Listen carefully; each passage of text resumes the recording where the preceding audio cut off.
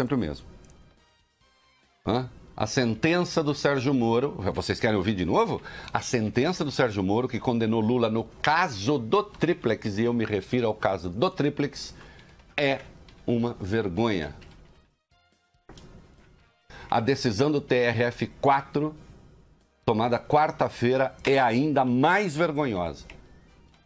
Porque os senhores desembargadores estavam interessados em bater palmas para o seu colega juiz de primeira instância, coisa que eles já foram um dia.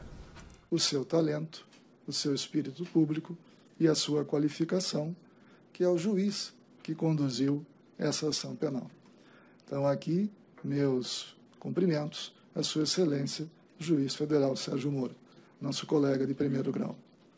Magistrado talentoso, corajoso, brilhante. Um país em que o cidadão enfrenta não um juiz, mas uma corporação, esse país está com problema. Se as provas indiciárias sugerem que o apartamento é do Lula, o fato é que, neste momento, o apartamento está penhorado para pagar uma dívida da OAS. Quer dizer que penhoraram um bem do Lula para pagar uma dívida da OAS? Quer dizer que o apartamento no Tribunal de Justiça do Distrito Federal é do Lula. Mas no TRF é da OAS. Mas no TRF4 é do Lula. Eu achei que o voto do Gebran pudesse ser o pior, mas não foi. O voto do Paulsen foi muito pior. Né? Pior do ponto de vista técnico, do ponto de vista da qualidade. Né? Vamos lá. O Lula é um provável membro de uma quadrilha, de uma organização criminosa, como se diz hoje em dia? Eu acho que sim. Só que esse processo está no STF. Esse processo não está lá. Esse processo, aliás, como lembrou o desembargador Laus, foi curioso porque ele lembrou uma coisa e votou outra. Você só pode se defender daquilo que você é acusado. Tá claro isso para você? Se alguém o acusar de alguma coisa, você só pode se defender daquilo que você for acusado. Do que você está sendo acusado? Qual é a acusação? E não adianta, eu não vou abrir mão disso. Não vou abrir mão disso em nome de questões políticas. Do que o Lula foi acusado nesta ação penal? O Lula foi acusado nesta ação penal de ter recebido um apartamento como parte de benefício, como pagamento de propina em razão de 3 contratos integrados pela OAS, de consórcios integrados pela OAS. Tá claro? E note, isso não é matéria de opinião. Debato com quem quiser vir à mesa. Procurador, juiz, advogado. Vamos debater com a denúncia na mão, que está na internet também. É o que está lá. Se é o que está lá, o Ministério Público tem de apresentar as provas de que a propina foi paga e de que o apartamento é, sim, fruto dessa propina. Acontece que não sou eu, não é Reinaldo Azevedo quem está dizendo que essa vinculação não foi feita. É o Sérgio Moro. Nos embargos de declaração da condenação primeira feita por ele, ele responde ao advogado dizendo: este juízo nunca afirmou que o apartamento é fruto dos contratos da Petrobras. Portanto, acho inadmissível que 3 desembargadores se debrucem sobre o caso e nenhum deles enfrenta essa questão. Que nenhum enfrentou. O Gebran não enfrentou, o Paulsen não enfrentou, o Laus não enfrentou. É como se a denúncia do Ministério Público não existisse. Denúncia que o Ministério Público reiterou desta feita. O Ministério Público está lá dizendo: não, nós queremos o aumento da pena, porque nós queremos 6 anos de corrupção passiva para cada contrato. Não, o aumento da pena foi feito sem levar em consideração essa questão. O aumento da pena foi feito porque eles acham que há agravantes ali, o fato de o Lula ser quem era e tal. Mas não foi contrato a contrato. Se generaliza esta maneira de julgar as pessoas, nenhum de nós mais terá segurança jurídica. Você será acusado de alguma coisa, seja na esfera civil, seja na penal, você será acusado de alguma coisa e pode ser julgado por uma outra coisa. Vocês entendem o ponto? Cumpre não soltar rojão com antecedência. Vamos ver. O ponto não é esse. Em quantos outros casos os juízes julgarão independentemente da denúncia? Notem, nenhum deles enfrentou, mas aí é preciso pensar na qualidade das votações, né? Na qualidade de cada voto, né? O juiz Gebran, o relator, ele estava visivelmente bravo.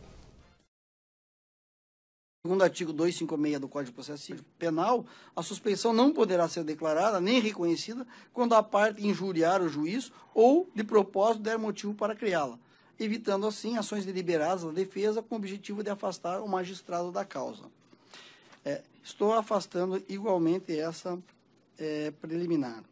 Em outra linha de argumentação, o magistrado seria suspeito em razão de texto escrito em 2004, em respeito à denominada Operação Mãos Limpas. A toda evidência, essa tese não tem como prosperar.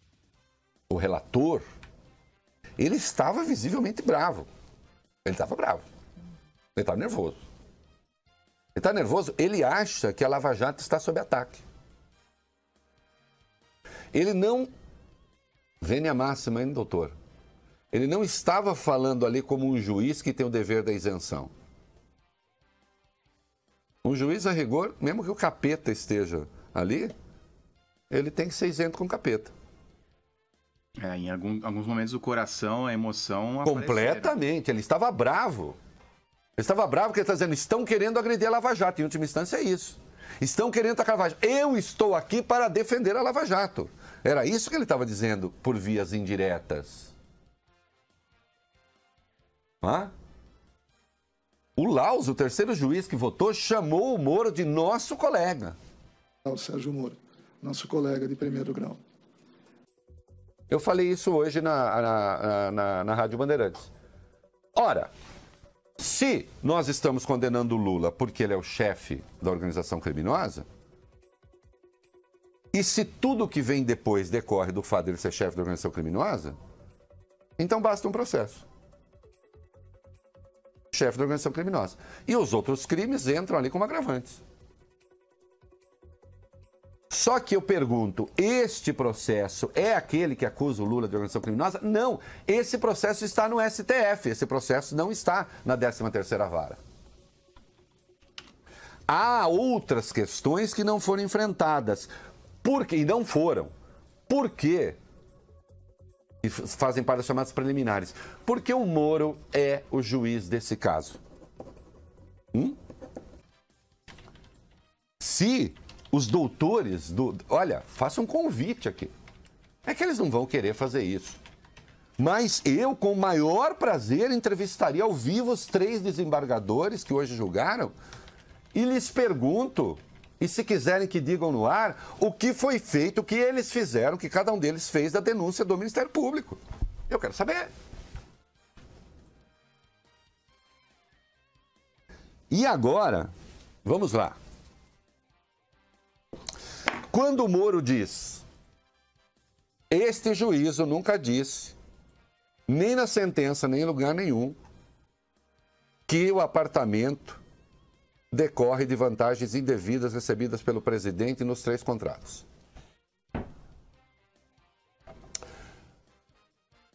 O Moro é juiz natural de qual caso, Vale Bene? Da Petrobras, né? Não é da Petrobras? Se o apartamento não diz respeito à Petrobras, por que é que o caso está com ele? Eu vou explicar por quê. porque se queria manter esse caso na 13ª Vara de Curitiba. Então você, para o caso ficar na 13ª Vara, você diz que é Petrobras. À hora de julgar, como não tem prova, você diz que não é Petrobras. E aí nós caímos, nós vamos ao pior de todos os votos. E de novo, aceito debater.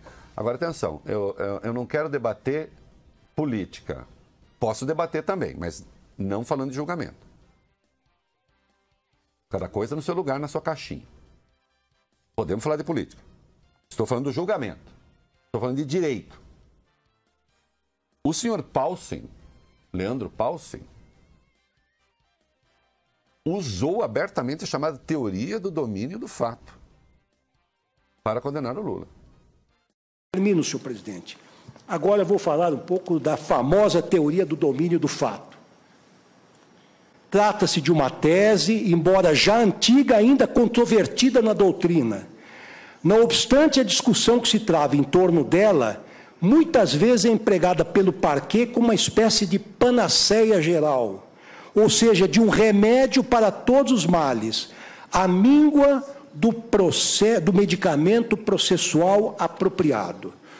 No caso de processos criminais em que a produção da prova acusatória se mostra difícil ou até mesmo impossível, essa teoria permite buscar suporte em um raciocínio não raro especulativo, com o qual se procura superar a exigência da produção de evidências concretas para a condenação de alguém.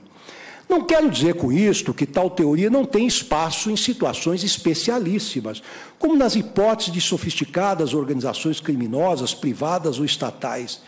Permito-me destacar, no entanto, por relevante, a criteriosa advertência feita pelo jurista Lênio Streck, eminente constitucionalista, quanto ao uso abusivo dessa teoria, em artigo recentemente publicado sobre o tema, entre aspas.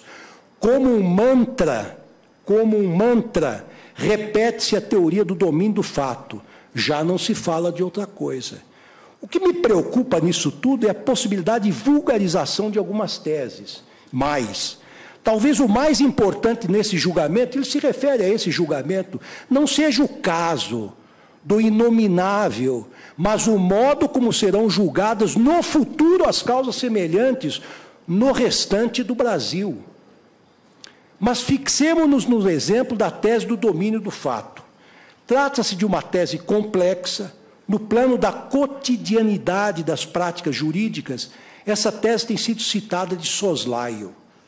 Mas, com certeza, uma pequena pesquisa nas suas origens pode ajudar na elucidação e na tomada de um cuidado na sua aplicação. Portanto, a pretensão destas reflexões é auxiliar na compreensão da tese. É curta a citação, senhor presidente. Nada mais do que isso. Vamos lá. Sua origem está em Welzel, mas foi Klaus Roxin quem deu a ela efetiva direção e especificidade.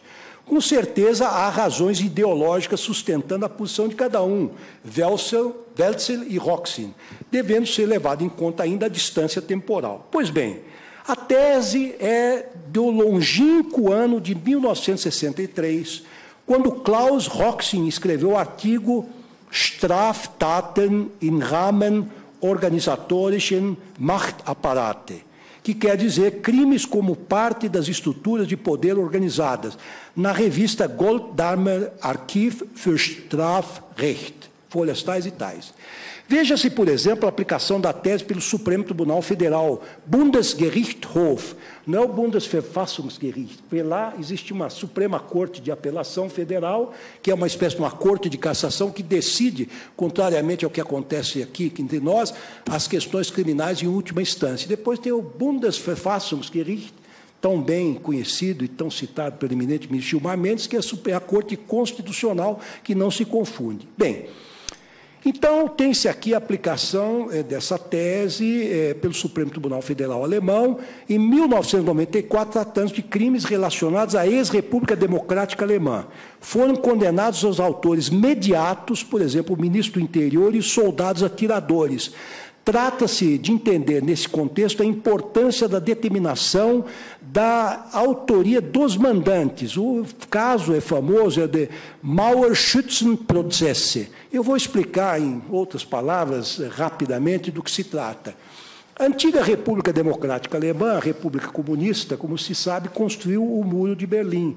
Um muro com arame farpado, um muro eletrificado e um muro cujo acesso estava minado. E qualquer pessoa que lograsse passar por esses obstáculos era fuzilada pelos atiradores que se encontravam postados naquelas guaritas especiais. Com a queda da DDR, Deutsche Demokratische Republik, República Democrática Alemã, e que se incorporou à República Federal Alemã com a queda do Muro de Berlim na primavera de 1989, como nós lembramos, que colocou um fim à Guerra Fria, obviamente, estes atiradores começaram a ser processados.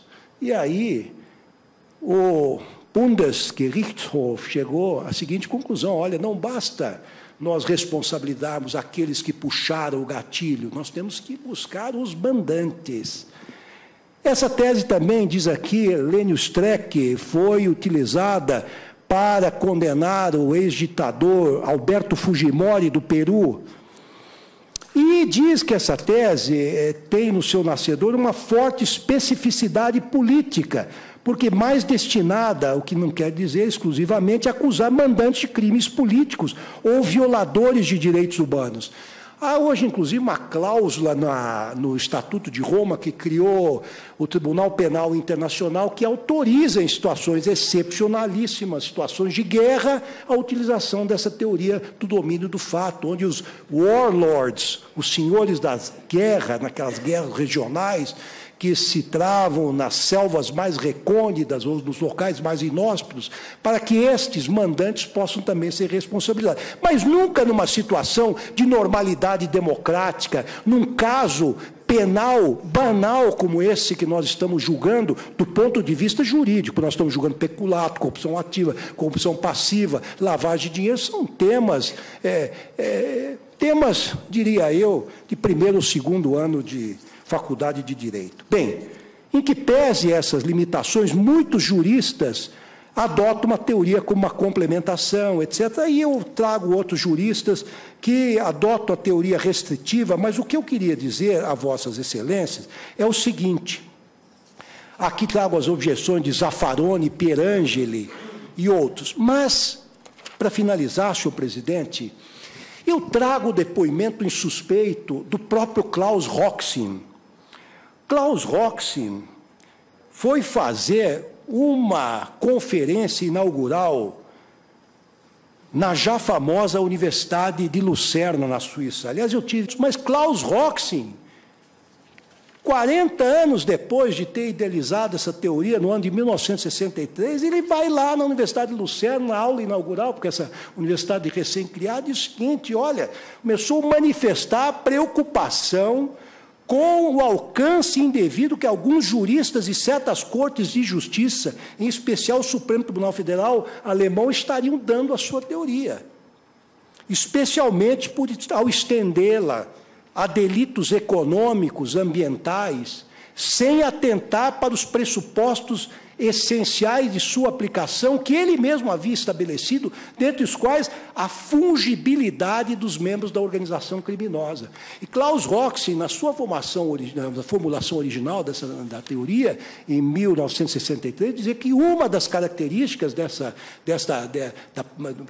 uma das condições, dos requisitos para a aplicação da teoria do domínio do fato, era a fungibilidade dos membros da organização, ou seja, tanto faz, no caso do Muro de Berlim, quem iria atirar naquele alemão que queria passar para o outro lado desta barreira, porque poderia ser um soldado qualquer trocado a cada turno de serviço. Da mesma forma, isso se aplica a enormes organizações como o tráfico que se dedicam ao tráfico de drogas. Tanto faz quem é o aviãozinho ou quem é a mula que transporta a droga, o entorpecente, porque ele pode ser facilmente substituído. Esta é a fungibilidade dos membros da organização criminosa. Neste caso, senhor presidente, não há fungibilidade, porque os réus são nominados, identificados. Eles têm nome, RG, endereço. Não há nenhuma razão, a meu ver, para se aplicar a teoria do domínio do fato. Não há, porque nós não estamos numa situação excepcional, não estamos em guerra, felizmente, não estamos numa situação de convulsão intestina, como se diziam os textos jurídicos antigos, não é? Para identificar revoluções, revoltas, rebeliões e motins.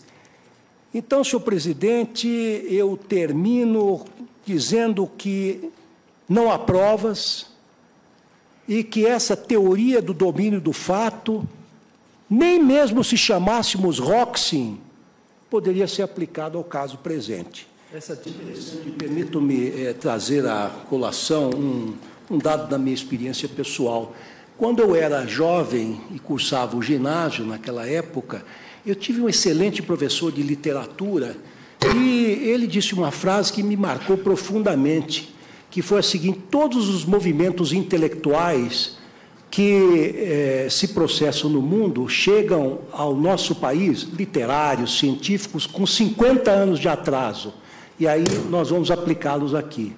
Eu quero crer, e temos, senhor presidente, que nós vamos aplicar essa teoria, porque ontem eu recebi... acho que isso não faz justiça à intelectualidade brasileira em geral e nem a jurídica. Não faz justiça esse tipo de crítica. Ontem ainda recebi da Inglaterra um texto de um eminente jurista alemão chamado Thomas Weigand. Ele é professor da Universidade de Köln, Colônia, na Alemanha, e esse artigo foi publicado no Journal of Criminal Justice em setembro de 2011, portanto, recentíssimo. E esse journal revista, portanto, é publicada pela Oxford University Press. E o título desse artigo, esse aqui deve ter sido, esse professor Thomas Weigand, deve ser provavelmente um colega de Roxin, porque ele chama Roxin de meu caro amigo, meu caro colega, mas é um longo artigo que eu li, tecendo críticas à teoria do domínio do fato, e vejam o que diz, o título, já pelo título vocês já poderão ver: Perpetration through Organization, cometimento através de uma organização. Aí diz, subtítulo, The Unexpected Career of a German Legal Concept, a carreira inesperada de um conceito legal germânico. E ele demonstra aqui, num longo artigo, inclusive analisando aqui a Corte, uma decisão, ou tomando como princípio de suas ilações intelectuais, do seu raciocínio, uma decisão da Corte Penal Internacional, é o caso Katanga contra Chu.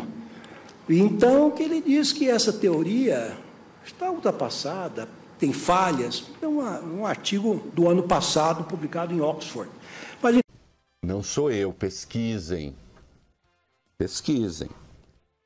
Não existe teoria do domínio do fato em lugar nenhum do mundo em matéria penal. A teoria do domínio do fato é da área civil. Da área penal, não. Aliás, o desenvolvedor desta teoria... Eu sou um bom debatedor.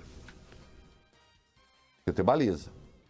O Klaus Roxin, alemão, que desenvolveu, deu praticidade à teoria do domínio do fato, que tem uma origem suspeitíssima, diga-se, eu já chego lá. O Klaus Roxin diz, em direito penal não se aplica. Pode se aplicar numa empresa. A empresa está praticando sonegação. Não, mas o dono não sabia. Não, mas espera aí, tem toda uma arquitetura construída sobre essa história de sonegação e você não sabia? Cabe a pergunta, dava para você não saber? Né? Na área penal, ou você acha o ato que incrimina a pessoa ou não. Não tem essa. Ah, não, como ele era o chefe, então ele sabia. O que o seu Leandro Paulsen fez foi usar o PowerPoint do Deltan Dallagnol. O vitorioso desse julgamento se chama Deltan Dallagnol. Ó, Deltan, eu não gosto de você. Eu acho que você faz mal ao Brasil. Eu acho que você é candidato, inclusive, e se comporta como tal. Você faz chacrinha em redes sociais. Até há 3, 4 dias você estava defendendo impeachment de ministro do Supremo, o que não lhe cabe. Então, eu não gosto da sua atuação.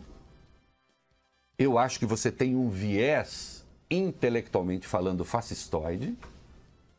As 4 das suas 10 medidas contra a corrupção, ou 5, são fascistoides. Mas eu dou a mão à palmatória, Dallagnol. Você ganhou. Essa você ganhou. Porque o que se fez hoje foi dar consequência ao PowerPoint. É? Lula está sendo condenado porque ele era o chefe. Quem nomeava os diretores da Petrobras? Lula. Não era exatamente o Lula, né? Ministério das Minas e Energia, mas evidentemente o Lula poderia interromper. Houve desvios da Petrobras que ajudaram o Partido dos Trabalhadores? Houve. Quem poderia ter interrompido isso? Segundo os doutores, Lula. Então Lula está sendo condenado. Chefe da organização criminosa. Como é que isso resultou num apartamento, que é o que está na denúncia? Não existe, ninguém sabe. Nem o Ministério Público mostrou, nem antes nem agora, nem o Gebran, nem o Paulsen, nem o Laus. O Luiz Laus. Nenhum deles. E os 3 decidiram enfrentar isso. Se a imprensa decidir não enfrentar isso também, então aí faz parte do mesmo concerto. Aí sim, o nome desse concerto é Vamos Tirar Lula da Eleição. Não contem comigo para isso. Contem comigo para Vamos Vencer Lula. Ou, a hora que chegar o momento certo, lá no STF, que é onde está o processo que trata da organização criminosa, então aí nós vamos ver o papel do Lula. Isto que fez o Laus, de jeito nenhum. Em especial tratando da teoria do domínio do fato. E só quero dizer o seguinte, hein? Procurem um nome chamado Hans Welzel, que é o criador da teoria do domínio do fato. Depois ele rompeu, mas inicialmente a teoria do domínio do fato nasce no âmbito do nazismo.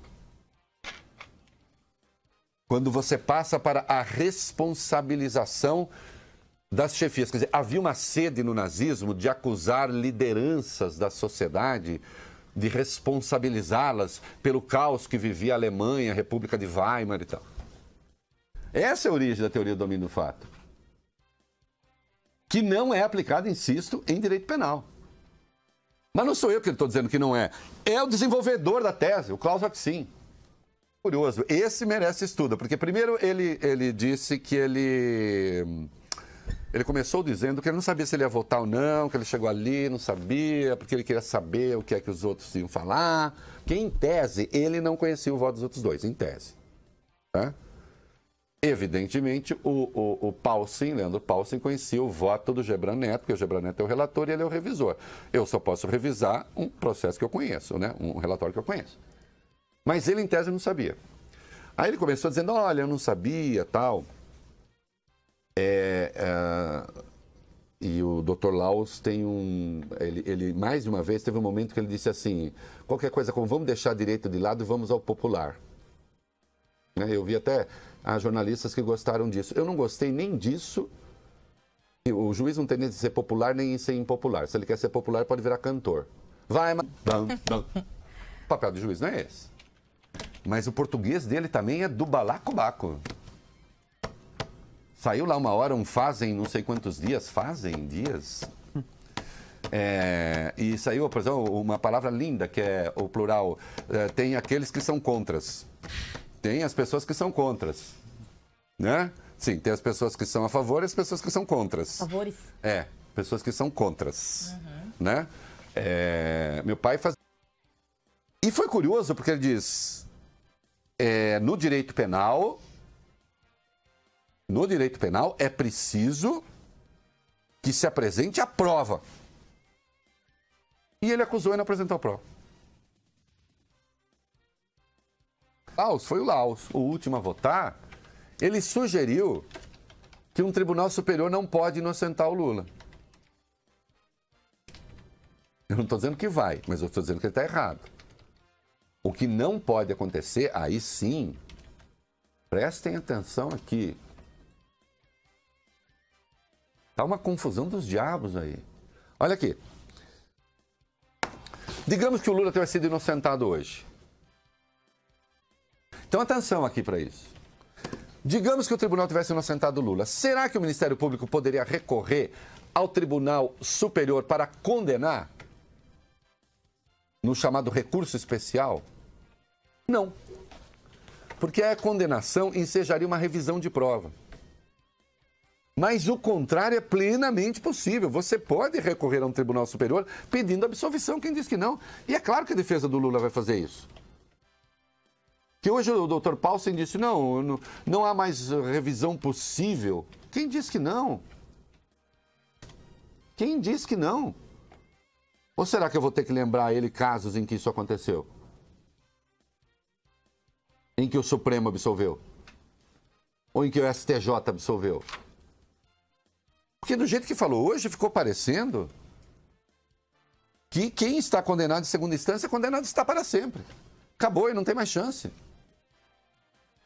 Que isso? E que só um erro formal poderia mudar a sentença. Mentira.